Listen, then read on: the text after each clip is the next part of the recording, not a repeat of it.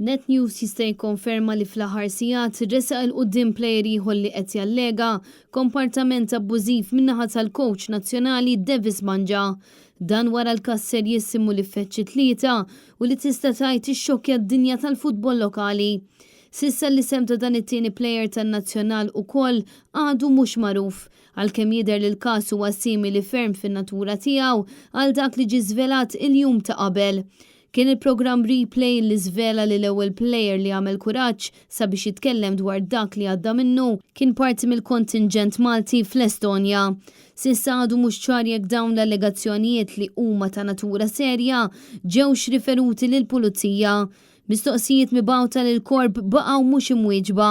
Din mhix l-ewwel darba li Banja kien f'kontroversja dwar allegazzjonijiet simili b'diversi rapporti li deru tul is-snin fil-midja internazzjonali. U issa fil-konfront tiegħu għandu żewġ każi li resqu l-quddiem plejers Maltin tan-nazzjonal. F'kummenti lil Net News il-preżentatur ta' Replay Christian Mikallef spjega li l-każ kien ilu jissemma fiċ-ċriki tat-tim nazzjonali Malti sa mit-tnejn wara nofsinhar u l-MFA mal-ewwel ħadet azzjoni. Il-Bord Eżekuttiv tal-MFA kellu jiltlaqqa b'mod urġenti fl-4:09 ta' wara l-ofsinhar.